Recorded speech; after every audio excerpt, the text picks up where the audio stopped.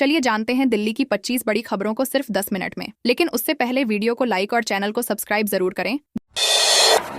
यमुना सफाई के नाम पर बढ़ी दिल्ली सरकार की मुश्किलें। प्रदेश कांग्रेस अध्यक्ष देवेंद्र यादव ने उपराज्यपाल को पत्र लिखकर यमुना सफाई परियोजना में कथित घोटाले की जांच की मांग की है। रिपोर्टों के अनुसार करोड़ों रुपए खर्च होने के बाद भी यमुना की हालत में कोई सुधार नहीं हुआ। यादव ने आप और भाजपा दोनों पर वादे पूरे न करने का आरोप लगाया। उन्होंने कहा कि यमुना प्रदूषण नियंत्रण और सीवेज प्रबंधन में सुधार के बिना यह योजना सिर्फ दिखावा बनकर रह गई है।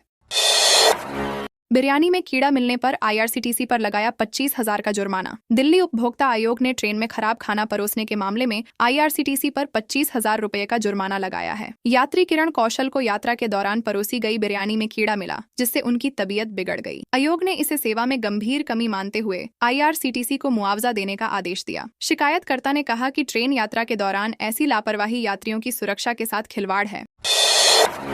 दिल्ली के 18 सरकारी अस्पतालों में रेडियोलॉजी विभाग बेहाल। दिल्ली के 18 सरकारी अस्पतालों में रेडियोलॉजी विभाग बुरी स्थिति में है। रेडियोलॉजिस्ट के 104 पद खाली हैं, जिससे मरीजों को जांच के लिए लंबी प्रतीक्षा करनी पड़ रही है। कई मरीज निजी केंद्रों का सहारा ले रहे हैं। समय पर रिपोर्ट न मिलने से इलाज में देरी हो रही है। अस्पताल प्रशासन ने सरकार से जल्द भर्तियां करने और रेडियोलॉजी उपकरणों की मरम्मत कराने की मांग की है, ताकि मरीजों को राहत मिल सके।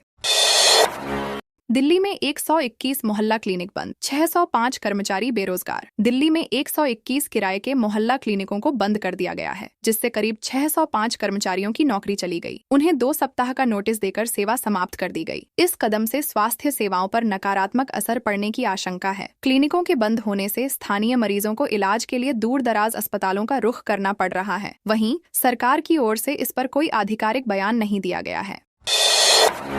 मुनक नहर एलिवेटेड रोड अब कश्मीरी गेट तक बनेगा। दिल्ली हरियाणा के यात्रियों के लिए राहत की खबर है। लोक निर्माण विभाग अब मुनक नहर एलिवेटेड रोड को कश्मीरी गेट तक बढ़ाने जा रहा है। इसके तहत लगभग 4 किलोमीटर लंबी सुरंग बनाई जाएगी। इससे दिल्ली और हरियाणा के बीच ट्रैफिक जाम की समस्या काफी कम होगी। परियोजना को तेजी से पूरा करने के निर्देश दिए गए हैं। यह नई सुरंग राजधानी के उत्तरी हिस्से में आवाजाही को आसान बनाएगी। 6 साल में 8 बार पाकिस्तान जा चुके थे हुसैनी भाई। खुफिया एजेंसियों ने 2 हुसैनी भाइयों की जांच शुरू की है, जो पिछले 6 वर्षों में 8 बार पाकिस्तान की यात्रा कर चुके हैं। एजेंसियां उनके फर्जी दस्तावेजों और यात्रा के उद्देश्य को लेकर गंभीरता से जांच कर रही हैं। दोनों भाइयों की गतिविधियों को संदिग्ध माना जा रहा है। जांच में यह भी सामने आया है कि उन्होंने अपने पासपोर्ट पर कई बार गलत जानकारी दी थी। सुरक्षा एजेंसियां अब उनके नेटवर्क की पड़ताल में जुटी हैं। दिल्ली में अवैध होर्डिंग्स पर कोर्ट ने दिखाई सख्ती। दिल्ली हाईकोर्ट ने अवैध होर्डिंग्स के मामले पर दिल्ली सरकार, एमसीडी और पुलिस को फटकार लगाई है। कोर्ट ने 4 हफ्तों में विस्तृत हलफनामा दाखिल करने का आदेश दिया है। न्यायालय ने कहा कि राजधानी में अवैध विज्ञापन और होर्डिंग्स से न केवल शहर की छवि खराब हो रही है, बल्कि यह सुरक्षा जोखिम भी पैदा कर रहे हैं। कोर्ट ने अधिकारियों की जवाबदेही तय करने के संकेत दिए हैं। 4 मंत्रियों के न होने से टली दिल्ली सरकार के लोगो की लॉन्चिंग। दिल्ली सरकार का नया लोगो, जो 1 नवंबर को दिल्ली दिवस पर जारी होना था, अब टाल दिया गया है। मुख्यमंत्री रेखा गुप्ता ने बताया कि 4 मंत्री राज्य से बाहर होने के कारण कार्यक्रम स्थगित किया गया है। उन्होंने कहा कि नया लोगो दिल्ली की आधुनिकता और विशिष्ट पहचान का प्रतीक होगा। इसके डिजाइन में राजधानी के विकास और विविधता की झलक दिखेगी। जल्द ही इसकी नई तिथि घोषित की जाएगी। दिल्ली में अवैध ई वेस्ट कारोबार पर निगम की हुई कार्रवाई। दिल्ली नगर निगम ने अवैध ई वेस्ट कारोबार पर सख्त रुख अपनाते हुए 35 गोदामों पर नोटिस जारी किए हैं। निगम ने इन कारोबारियों को तुरंत संचालन बंद करने की चेतावनी दी है। अधिकारियों का कहना है कि ई वेस्ट में मौजूद जहरीले रसायन पर्यावरण और मानव स्वास्थ्य दोनों के लिए घातक हैं। निगम जल्द बड़े पैमाने पर छापेमारी अभियान चलाने की तैयारी में है, ताकि ऐसे अवैध कारोबार पर पूरी तरह रोक लगाई जा सके।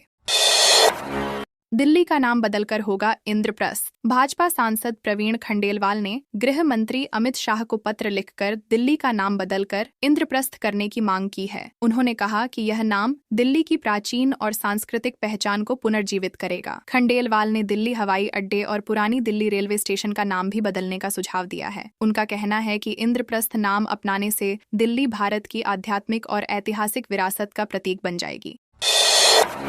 दिल्ली एनसीआर में सांसों पर भारी बोझ। दिल्ली एनसीआर में वायु प्रदूषण लगातार खतरनाक स्तर पर है। कई इलाकों में AQI 300 से ऊपर दर्ज किया गया है। वाहनों का धुआं, उद्योगों का उत्सर्जन और पराली जलाना स्थिति को और बिगाड़ रहे हैं। सरकार ने ग्रेप 2 लागू किया है और लोगों से मास्क पहनने, बाहरी गतिविधियां सीमित करने की अपील की है। स्वास्थ्य विशेषज्ञों ने बुजुर्गों, बच्चों और अस्थमा के मरीजों को खास सावधानी बरतने की सलाह दी है। शेयर ट्रेडिंग, क्रिप्टो और मुद्रा लोन के नाम पर 35 लाख की ठगी। दिल्ली में 3 व्यापारियों से शेयर ट्रेडिंग, क्रिप्टो करेंसी और मुद्रा लोन के नाम पर 35 लाख रुपए की ठगी की गई। आरोपियों ने उन्हें निवेश पर बड़े मुनाफे का झांसा दिया और पैसे लेकर गायब हो गए। पीड़ितों ने पुलिस में शिकायत दर्ज कराई है। साइबर सेल इस गिरोह की गतिविधियों की जाँच कर रही है। पुलिस का कहना है कि आरोपियों ने फर्जी वेबसाइट और सोशल मीडिया अकाउंट के जरिए लोगों को ठगा है। दिल्ली में इन वाहनों पर लगी रोक। दिल्ली में बढ़ते प्रदूषण के कारण सरकार ने ग्रेप 2 लागू करते हुए BS3 पेट्रोल और BS4 डीजल वाहनों के प्रवेश पर रोक लगा दी है। सिंघू बॉर्डर और अन्य चेक पोस्टों पर कड़ी जांच हो रही है। कई ट्रक और मालवाहक वाहनों को वापस भेजा गया, जिससे चालकों को परेशानी हो रही है। प्रशासन का कहना है कि यह कदम वायु गुणवत्ता सुधारने के लिए जरूरी है। नियम तोड़ने वालों पर भारी जुर्माना लगाया जाएगा। दिल्ली में अब 5 रुपए में मिलेगा भरपेट खाना। दिल्ली सरकार जल्द ही अटल कैंटीन योजना शुरू करने जा रही है, जिसमें गरीबों को मात्र 5 रुपए में भरपेट भोजन मिलेगा। DUSIB ने 100 कैंटीनों के संचालन के लिए निविदाएं जारी की हैं। 20 कंपनियां इन कैंटीनों को चलाएंगी। यह योजना पूर्व प्रधानमंत्री अटल बिहारी वाजपेयी की जयंती पर शुरू की जाएगी। सरकार ने इसके लिए 100 करोड़ रुपए का बजट तय किया है। योजना का उद्देश्य गरीबों को सस्ती और पौष्टिक भोजन सुविधा देना है।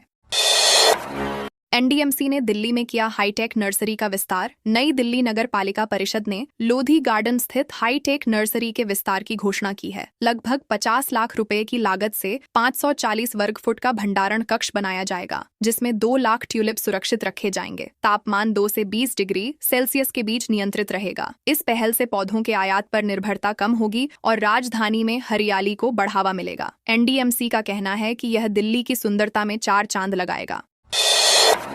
ओडिशा पुलिस सब इंस्पेक्टर परीक्षा घोटाले में नया मोड़। ओडिशा पुलिस सब इंस्पेक्टर भर्ती परीक्षा में धांधली के मामले की जांच अब CBI को सौंप दी गई है। पहले यह जांच क्राइम ब्रांच कर रही थी, जिसने 123 आरोपियों को गिरफ्तार किया था, लेकिन अंतर्राज्यीय नेटवर्क के संदेह के चलते राज्य सरकार ने जांच एजेंसी बदलने का निर्णय लिया। मुख्य आरोपी शंकर पृष्टि अभी भी फरार बताया जा रहा है। CBI अब पूरे घोटाले की गहराई से जांच करेगी और रिपोर्ट केंद्र को सौंपेगी। दिल्ली में फायरिंग से दहशत। दिल्ली के गोविंदपुरी इलाके में 2 गुटों के बीच पुरानी रंजिश के चलते गोलीबारी हो गई। घटना में एक युवक गंभीर रूप से घायल हो गया, जिसे अस्पताल में भर्ती कराया गया है। गोलीबारी के बाद इलाके में तनाव फैल गया और पुलिस ने भारी बल तैनात कर दिया है। प्रारंभिक जांच में पता चला है कि दोनों गुटों के बीच पुराना विवाद था। पुलिस आरोपियों की पहचान कर उन्हें जल्द गिरफ्तार करने में जुटी है।